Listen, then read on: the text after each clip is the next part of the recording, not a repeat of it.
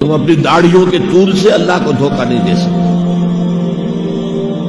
تم اپنے پائجاموں کو ٹخنوں سے اوپر رکھے اللہ کو دھوکہ نہیں دے سکتے کہ تم بہت متبع رسول ہو.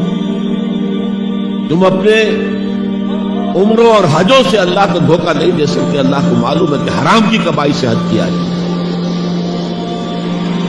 حرام کی کمائی سے عمرہ کیا ہے. تو یہ جو جزوی اطاعت ہے کوئی اطاعت نہیں، اللہ کو قبول نہیں. آدمی سوچتا ہے کہ چلیے میں نے یہ کام اچھے کیے، یہ برے کیے، مجھے اچھے کاموں کا کچھ کریڈٹ بھی تو ملنا چاہیے نا. لیکن نہیں، اللہ کہتا ہے جزوی اطاعت منہ پر دے ماری جائے. اور جو دنیا کی سزا ہے وہ تو ہم اپنی آنکھوں سے دیکھ رہے ہیں. 130 140 یا 150 کروڑ مسلمان دنیا میں ہیں. ذرا اندازہ کیجیے. لیکن ہماری رائے کی کوئی اہمیت ہے؟ بین الاقوامی معاملات میں کوئی ہم سے مشورہ لیتا ہے کیا؟ آپ کا کیا خیال ہے؟ کس نمی پرست کے بھیا کیستی. ایسے بھی ملک تھے کہنا چاہیے، اب تو ان کا حال پتلا ہے. دولت کے انبار تھے ان کے پاس، لیکن ان کا مذاق اڑتا تھا مغربی ممالک. وہ چاہے سعودی بادشاہ ہو اور چاہے وہ UAE کے امیر ہو، مذاق ہی اٹھتا تھا. کوئی حیثیت نہیں. حالانکہ کتنا بڑا رقبہ ہے انڈونیشیا کے آخری جزیروں سے لے کر موریتانیہ تک، سالڈ اسلامی آبادی، مسلمان آبادی. آپ کہیں گے کہ یہ بھارت جو ہے اس میں تو اکثریت تو نہیں ہے، لیکن 15 کروڑ یا 18 کروڑ تو آدمی یہاں موجود ہیں. لیکن کوئی عزت، کوئی حیثیت دنیاوی بین الاقوامی سطح.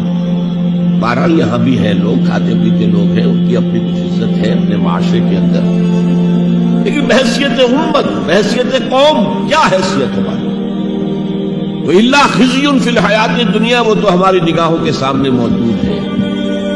اب قیامت کے دن کے بارے میں جو دھمکی اللہ نے دی ہے، وَيَوْمَ الْقِيَامَةِ يُرَدُّونَ إِلَىٰ أَشَدِّ الْعَذَابِ، قیامت کے دن شدید ترین عذاب میں جھونک دوں گا. اس پر اللہ سے معافی طلب کی جا سکتی ہے، دعائی کی جا سکتی ہے، اللہ ہم پر رحم فرمائے. یہ میں نے آپ کے سامنے رکھا ہے فارمولہ، اللہ کی اطاعت جمع اللہ کی محبت. گو ٹو میک عبادت. یہی دو الفاظ آتے ہیں اللہ کے رسول کے لیے صلی اللہ علیہ وسلم. اللہ کے رسول کی اطاعت یہ تو اسلام کا بنیادی تقاضا ہے. اطیعوا اللہ واطیعوا الرسول فإن تولوا فإن اللہ لا يحب الکافرین. اطاعت کرو اللہ کی، اطاعت کرو رسول کی. پھر اگر یہ منہ موڑ لے تو اللہ کو ایسے کافر بالکل پسند نہیں، تو کفر کا فتویٰ ہو رہا.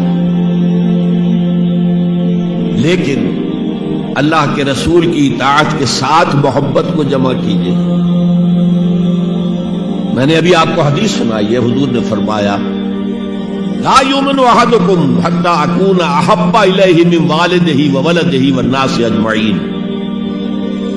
تم میں سے کوئی شخص مومن ہو ہی نہیں سکتا جب تک کہ میں اسے محبوب تر نہ ہو جاؤں، اپنے باپ سے، اپنے بیٹے سے اور تمام انسانوں سے.